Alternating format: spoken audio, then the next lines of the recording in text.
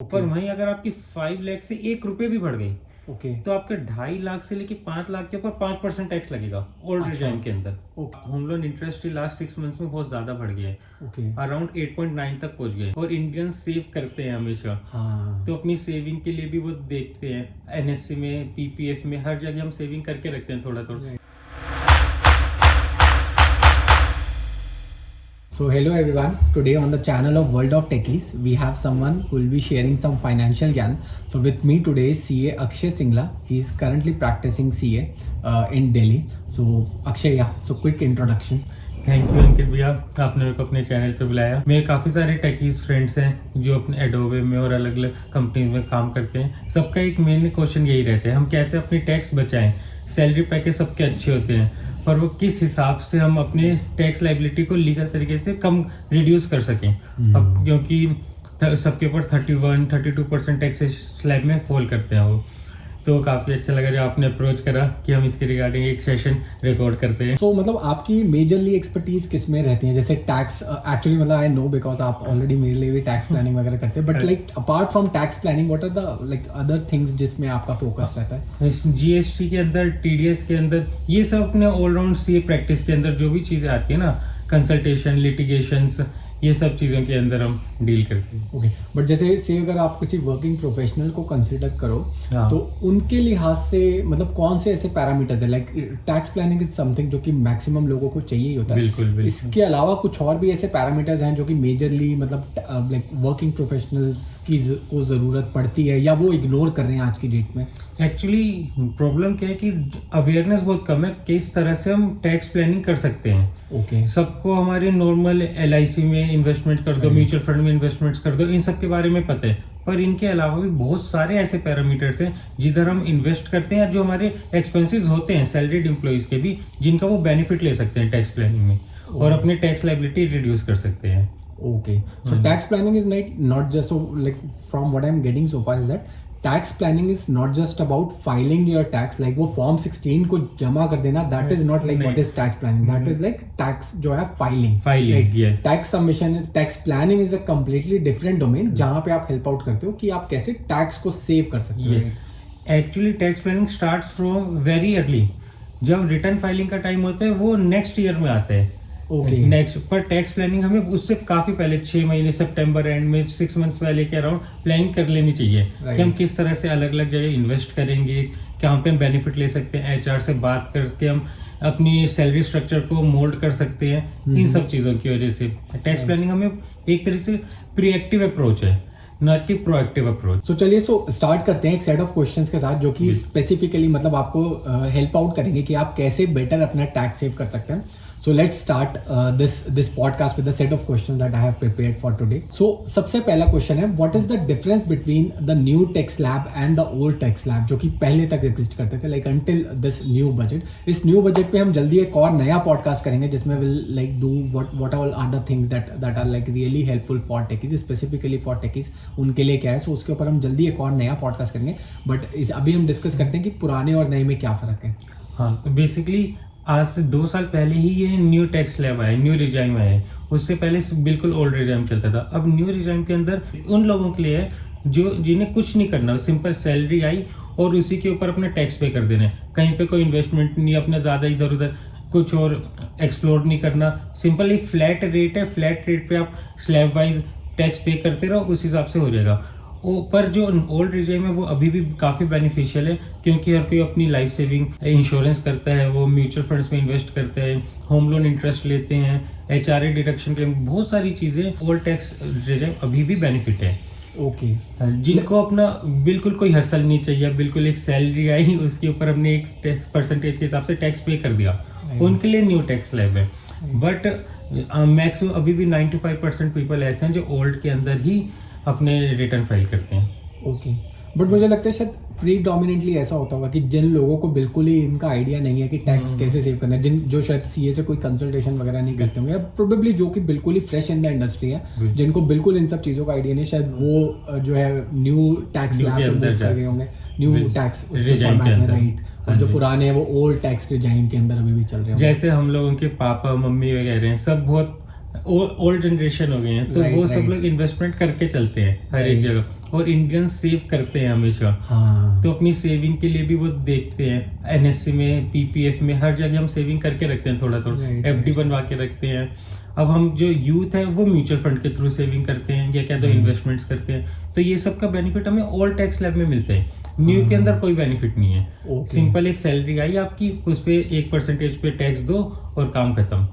ये डिफरेंस है ओल्ड और न्यू के अंदर, काफी मेजर डिफरेंस है। And I think like from Indian mentality, क्योंकि हमारा हमेशा ये सोच होती है कि हमें फ्यूचर के लिए सेविंग करनी है। So given that not just 95%, all the 100% of the people should like try to use the old tax regime only, because वहीं पे आपको ज्यादा बेनिफिट मिलता है। बिल्कुल एग्जैक्टली।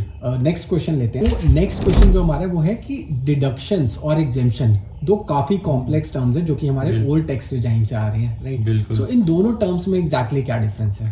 सो बेसिकली मैक्सिमम लोगों को डिफरेंस ही नहीं पता होता कि एग्जेम्पशंस और डिडक्शंस क्या हैं। सब वो एग्जेम्पशंस को भी डिडक्शंस ही मानते हैं। पर हमारी जो डिडक्शंस होती है ना, वो आफ्टर सारी सैलरीज के बाद एक पैरामीटर होता है, उसके हिसाब से हमें डिडक्शंस मिलती है जिसके अंदर थ्रेशोल्ड लिमिट्स हैं। पर जो एग्जेम्पशंस हैं उनमें कोई थ्रेशोल्ड लिमिट नहीं है, और जो आपकी सैलरी में से ही डिडक्ट हो जाएगी। तो अगर आपकी टैक्सेबल इनकम ही कम हो गई तो आपको डिडक्शंस तक पहुंचने की जरूरत ही नहीं पड़ेगी। जो हमारी डिडक्शंस होती हैं वो टैक्सेबल इनकम के बाद कम करते हैं, पर हम अपनी टैक्सेबल इनकम भी कम कर सकते हैं। उसके बाद एडिशनल बेनिफिट ले लेते हैं डिडक्शंस का। जैसे हम HRA क्लेम करते हैं, जो मोस्ट कॉमन हर कोई यूज करते हैं, हाउस रेंट अलाउंस यूज करते हैं, लीव ट्रेवल अलाउंस यूज करते हैं। ये सारी हमारी एग्जम्पशंस होती हैं, ना कि हमारी डिडक्शंस आपकी ATC की हो गई, म्यूचुअल फंड्स हो गए आपके, LIC हो गई आपकी, NSC हो गई। ये सब चीजें आती हैं हमारी डिडक्शंस में, जिसमें एक लिमिट है कि 1.5 लाख से ज्यादा नहीं कर सकते, किसी में 50,000 से ज्यादा नहीं कर सकते। पर जो एग्जाम्पशंस है उनमें कोई लिमिट नहीं है, आप 2-2 लाख, 4-4 लाख, 5-5 लाख कितना भी कर सकते हैं। बस एक सर्टेन कंडीशंस होती हैं, उन कंडीशंस को फुलफिल करने के बाद। मतलब कोई हम कुछ एक simple for the layman like examples देख सकते हैं कि एग्जेम्पशंस के क्या एग्जांपल्स होते हैं? हाँ, जैसे कि हाउस रेंट अलाउंस मैक्सिमम हर कोई क्लेम करता है। ये अगर आपका जो बेसिक सैलरी स्ट्रक्चर होता है उसमें कंपनी आपको around 25% of the basic salary का HRA देती है। तो रेंट रिसीवर आपको मिलते हैं। तो अगर आप रेंट पे रहते हैं तो आपकी सर्टेन कैलकुलेशंस होती हैं, उन कैलकुलेशंस के बेसिस पे आपको उतने पोर्शन की आपकी इनकम कम हो जाएगी और आपको वो टैक्स से बेनिफिट मिल जाएगा। ये आपका हाउस रेंट अलाउंस हो जाते हैं। फिर आपका यूनिफॉर्म अलाउंस, आपको कंपनी की यूनिफॉर्म्स के लिए एक्सपेंडिचर करने के लिए मौका मिलता है। तो आपकी इलेक्ट्रिसिटी बिल का हो जाता है, टेलीफोन एक्सपेंसेस का हो जाता है, इंटरनेट एक्सपेंसेस का हो जाता है। ये सारी जो चीजें होती हैं, आपकी लीव ट्रेवल अलाउंस का हो जाता है। बट लीव ट्रेवल अलाउंस में कंडीशन है कि 4 साल में आप 2 ही बार क्लेम कर सकते हैं। ऐसी ये थोड़ी कंडीशंस हैं, पर वो इतना मेजर इम्पैक्ट नहीं पड़ता। एक आपका बहुत ज्यादा बड़ा जो इम्पैक्टफुल है वो है 12% of the employer's contribution to the provident fund. आपकी जितनी भी सैलरी है उसका 12% तक का आप क्लेम कर सकते हैं एम्प्लॉयर कंट्रीब्यूट अगर वो आपका करते हैं प्रोविडेंट फंड में। तो ये बहुत बड़ा पोर्शन बन जाता है। 12%। ये आपका पूरा का पूरा टैक्स फ्री हो जाता है basically. 12% of the basic, right? Of the basic salary, of the basic salary. ये आपका पूरा, और ये अमाउंट भी काफी बड़ा बनता है, जो कि हमारा ATC की जो लिमिट है उससे अलग है, एडिशन है। ATC के अंदर भी आता है, एम्प्लॉयर्स कंट्रीब्यूशन होता है वो। ये आपको ना इनके बीच में डिफरेंस देखना पड़ेगा। एग्जेम्पशंस में एम्प्लॉयर्स कंट्रीब्यूशन है और ATC के अंदर है एम्प्लॉइज कंट्रीब्यूशन। और एम्प्लॉय कंट्रीब्यूशन की लिमिट है मैक्सिमम 1.5 लाख। पर एम्प्लॉयर्स में कोई वो नहीं है limit, 12% of the basic salary है। सो बेसिकली मतलब अगर हम PF को देखें तो PF के 2 कंपोनेंट हो जाते हैं, एक डिडक्शंस में जाता है और एक एग्जेम्पशन में जाता है। एग्जेम्पशन वाले पे कोई लिमिट नहीं है, बट वो आपका 12% ऑफ द सैलरी है, बेसिक सैलरी। राइट, बस उतना है। लेकिन अब वो उसमें वो 1.5 लाख वाली लिमिट नहीं है, वो 12% जितना भी हो सकता है। किसी के लिए वो 1 लाख भी हो सकता है, किसी के लिए वो 10 लाख भी हो सकता है। बिल्कुल। और लेकिन जो आपका वो जो दूसरा वाला है, जो आपका अपना कॉन्ट्रीब्यूशन है, वो 1.5 लाख की लिमिट के अंदर वो लाइक। और इस 1.5 लाख की लिमिट के अंदर आपकी और भी चीजें आ जाती हैं, LIC आ गई, म्यूचुअल फंड आ गए, उन सबका मिलाकर 1.5 लाख होता है। सबका मिलाकर 1.5 लाख होता है। हाँ जी। राइट राइट तो राइट। ये एक मेजर डिफरेंस है एग्जेम्पशंस और डिडक्शंस में, जहाँ पे आप अपनी लाइफ टैक्स लाइबिलिटी बहुत ज्यादा रिड्यूस कर सकते हैं सिग्निफिकेंट पोर्शन से। एंड ये ऑप्शनल मोस्टली लाइक ये वाला जो ऑप्शन हमने बताया एग्जेम्पशन वाला जो एम्प्लॉयर वाला है, ये यूजुअली ऑप्शनल रहता है या मैंडेटरी होता है? एक्चुअली बड़ी कंपनीज में तो ये मोस्टली मतलब होता ही है कि वो बाय डिफॉल्ट आपको डाल देते हैं, बट इज इट लाइक कि समथिंग जो कि गवर्नमेंट इम्पोज कर रही है हर एम्प्लॉयर को करना ही होगा या फिर नहीं? या फिर गवर्नमेंट ने तो 1800 बोल मिनिमम 1800 वो करते हैं हर मंथ। अच्छा, पर अच्छा, आप अपने HR से बात करके उसको इंक्रीज कर सकते हैं 10% 12% तक। मैक्सिमम लिमिट 12% है। उसके ऊपर भी वो कर सकते हैं, पर आपको बेनिफिट मिलेगा 12% तक का। ठीक है ठीक है। सो मतलब इसके अंदर ये है कि आप 1800 मिनिमम आपको लेना है, हाँ जी। राइट, और 12% मैक्सिमम में है जिसपे आपको टैक्स बेनिफिट benefit 12 से ऊपर आप जो भी लेंगे उसमें कोई टैक्स बेनिफिट नहीं है। राइट। चलिए नेक्स्ट क्वेश्चन पे देखते हैं। सो नेक्स्ट है हमारा हाउस रेंट के ऊपर। सो अभी हम जैसे डिस्कस कर रहे थे एग्जेम्पशंस के अराउंड ही। सो हाउस रेंट भी जैसे आपने बताया कि वो भी एग्जेम्पशंस का पार्ट होता है, राइट। लेकिन हाउस रेंट में एक बहुत कुछ कॉमन क्वेश्चंस होते हैं लोगों के, कुछ कॉमन एप्रीहेंशंस भी होते हैं। सो वन इज लाइक कि मैंने एक घर भी खरीद लिया है, उसका मैं लोन भी पे कर रहा हूँ, और अब लेकिन मैं खुद तो एक दूसरे घर में रह रहा हूँ, तो क्या मैं इस पे क्लेम कर सकता हूँ? सेकंड, मोस्टली जो हमारे यहाँ रहता है, काफ़ी सारे टेकीज मतलब जो होते हैं, जो लोग रहते हैं हमारे यहाँ जो जॉब कर रहे होते हैं, मोस्टली फैमिलीज के साथ रह रहे होते हैं, राइट। एंड वो काफ़ी लोग ऐसे होते हैं जो मतलब अपने पेरेंट्स को कुछ महीने का खर्चा देते हैं या अपने स्पाउस को देते हैं। सो क्या उसको वो as a house rent claim कर सकते हैं, गिवन दैट अगर उनके पेरेंट्स के नाम से अगर वो मकान है जिसमें वो प्रॉपर्टी रह रहे हैं, या उनकी स्पाउस के नाम पे अगर वो प्रॉपर्टी है, तो क्या ये सब लीगली मतलब क्या ये सब लीगल कैटेगरीज में फॉल करता है, या ये सब करने से आप रिस्क में आ सकते हैं? नहीं, ये बिल्कुल लीगल है। आप अगर अपने घर में रह रहे हैं और अपने पेरेंट्स के घर में, अपने स्पाउस के घर में रह रहे हैं, तो आप उसमें रेंट पे करके अपना HRA क्लेम कर सकते हैं, हाउस रेंट अलाउंस क्लेम कर सकते हैं, प्रोवाइडेड अगर आपका एक और घर भी है आपके ही नाम पे है, उसके बाद भी आप किसी और दूसरी सिटी में रह के जा रहे हैं, अपनी जो लोकेशन चेंज हो रही है, आपकी जॉब की लोकेशन चेंज हो गई, उस वजह से आप कहीं और रह रहे हैं, उधर आप रेंट पे कर रहे हैं, और आपके अपनी नाम पे एक दूसरी सिटी में घर है, उसके बाद भी आप क्लेम कर सकते हैं, अपना हाउस रेंट अलाउंस भी क्लेम कर सकते हो। जो आपने दूसरा घर लिया है लोन पे, उसके इंटरेस्ट पोर्शन का और प्रिंसिपल पोर्शन का भी आप डिडक्शन क्लेम कर सकते हैं। ओके, तो हम दोनों चीज क्लेम कर सकते हैं, अपना होम लोन इंटरेस्ट भी क्लेम कर सकते हैं और HRA भी क्लेम कर सकते हैं। Okay.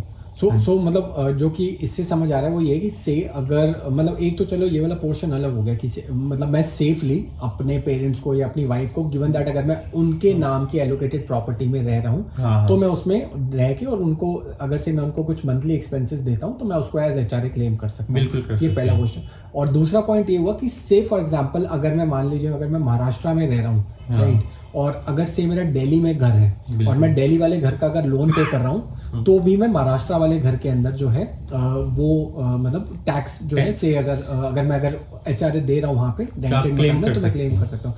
Even not in like just inter states से, इवन लाइक से मैं महाराष्ट्र में रहता हूँ, मैंने पुणे में घर ले लिया, और अगर मैं मुंबई के अंदर कहीं रेंटेड मकान में रह रहा हूँ, तो मैं दोनों से जो है टैक्स बेनिफिट क्लेम कर सकता हूँ। टैक्स बेनिफिट क्लेम कर सकते हैं। द ओनली कंस्ट्रेंट इज कि से अगर मैं दिल्ली में हूँ और अगर मैंने दिल्ली में ही एक घर में मैं रेंट पे रहता हूँ और दूसरा घर मैंने खरीद रखा है, तो इन दैट केस वो कन्फ्लिक्ट हो जाएगा। इसमें भी हम बेनिफिट ले सकते हैं। अगर आपने कोई दूसरा घर परचेज किया पर वो भी कंस्ट्रक्शन चल रही है, उसमें आपने लोन तो ले लिया, सेमी कंस्ट्रक्टेड प्रॉपर्टी है, अच्छा, तो आप उस समय उस लोन पोर्शन के ऊपर आप इंटरेस्ट एंड प्रिंसिपल पोर्शन का आप क्लेम कर सकते हैं बेनिफिट।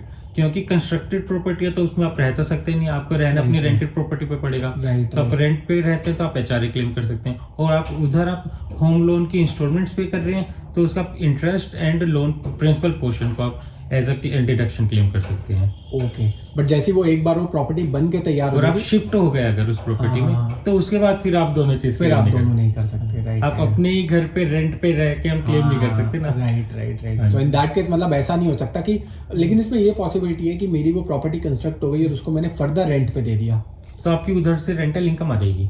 हाँ तो वो आपकी रेंटल इनकम आ रही है ना, तो आपकी वही एक तरीके से आपकी इनकम ऐड ऑन हो जाएगी। हाँ आप लोन, आप इंटरेस्ट पोर्शन से आप जितना क्लेम करेंगे उतने आपकी इंटरेस्ट इनकम ऐड ऑन हो जाएगी। राइट। सो यहाँ पे मतलब ये हो जाएगा कि मैं रेंट जो है जो मैं पे कर रहा हूँ उस पे मैं बेनिफिट ले सकता हूँ, और से जो लोन है मैं लोन का भी ले सकता हूँ। जो रेंटल इनकम आ रही है वो मुझे एड अप करनी पड़ेगी इनकम में। बिल्कुल। तो ये सारे लीगल तरीके हैं, गिवन दैट अगर आप ये सब लीगली पूरा फॉलो कर ये रहे हो। लीगल ही है, गवर्नमेंट ने ही दिया हुआ है। राइट।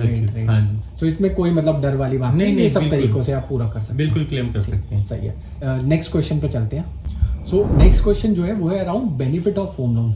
काफ़ी लोग ये रिकमेंड करते हैं, मतलब पहले पेरेंट्स वगैरह भी करते थे कि जो है होम लोन ले लेना चाहिए, होम लोन से जो है आपको टैक्स सेविंग हो जाती है। सो इज इट लाइक कि होम लोन आज की डेट में still is a good option to save your tax? Like इतना सारा मैं इंटरेस्ट दे रहा हूँ तो क्या वो इंटरेस्ट देना बनता है? मतलब इज इट लाइक अ वर्दी कैलकुलेशन जो कि मुझे जिसमें पढ़ना चाहिए कि मैं इंटरेस्ट दे के अपना टैक्स सेव करूँ, या बिल्कुल वर्थ इट नहीं है? इसके अंदर ना वही बात है कि आप अपने एक्सपेंस पे करके आप टैक्स बेनिफिट क्लेम कर रहे हैं। अगर आपको नीड नहीं है लोन लेने की, घर पे आपके पास फंड्स हैं कि आप अपने उन फंड से ही घर ले सकते हैं, तो आपको लोन लेने की ज़रूरत नहीं है। क्योंकि आप एक बार आप लोन ले रहे हैं तो आपको लोन की इंस्टॉलमेंट्स की वजह से ना वो जो आपका घर है, आपकी जो आउट ऑफ पॉकेट एक्सपेंस होगा वो ही बहुत ज़्यादा हो जाएगा, जितना आपको बेनिफिट नहीं मिलेगा। पर अगर आपको लोन लेके ही आपको घर लेना है, फिर आपको इंटरेस्ट पोर्शन का और प्रिंसिपल पोर्शन का बेनिफिट मिल जाएगा। बट ये जो अपना एक ट्रेडिशनल है कि वे कि हम घर लेंगे तो लोन पे ही घर लेंगे और उसका टैक्स बेनिफिट क्लेम करेंगे, वो अब आजकल इतना फायदा नहीं है। क्योंकि अब होम लोन, पहले घर लेते थे क्योंकि होम लोन इंटरेस्ट बहुत कम होता था। अब home loan interest last 6 months में बहुत ज्यादा बढ़ गया है। अराउंड 8.9 तक पहुंच गए होम लोन इंटरेस्ट। पहले ये 6.9 के अराउंड होता था। अच्छा। और अभी यूएस में मीटिंग अभी होने वाली है, उसके हिसाब से चांसेस है कि 25 बेसिस पॉइंट्स और बढ़ जाएगा। अच्छा। हाँ जी। तो इस वजह से हम मार्केट सिनेरियोज को भी स्टडी करके देखें तो होम लोन अब इंटरेस्ट का पोर्शन, होम लोन इंटरेस्ट इतना बेनिफिशियल नहीं रहा। जो पहले होम लोन बहुत सस्ता मिल जाता था, अब वो इतना चीपर नहीं रहा, वो भी अब एक्सपेंस हो गया है थोड़ा। तो अगर आपके पास फंड्स हैं तो आप इस टैक्स बचाने के लिए लोन लेना is not a good option. Okay. आप अपने एक्सपेंस करिए, वो तो आपका वैसे भी बच जाएगा किसी और तरीके से। हमारे पास डोनेशंस के तरीके होते हैं और भी अलग तरीके होते हैं, उससे बच जाता है अपना। पर आप घर लेकर लोन पे लेके उसमें से आप टैक्स बचाएंगे, ये इतना वाइज ऑप्शन नहीं है। सो मतलब जो समझ आ रहा है वो ये कि सी अगर आज मेरे पास इतने फंड्स नहीं है कि मैं एक प्रॉपर्टी अफोर्ड कर सकूं, तब शायद होम लोन लेना है good option. But just because मुझे कोई प्रॉपर्टी लेनी है और उसके बाद उस पर टैक्स भी बचाना है, उसके लिए मैं एक होम लोन ले लेता हूँ जबकि मेरे पास फंड्स पड़े हुए हैं, वो बिल्कुल एक वाइज आइडिया नहीं है। बिल्कुल सही है। चलिए चलते हैं नेक्स्ट क्वेश्चन की तरफ बढ़ते हैं।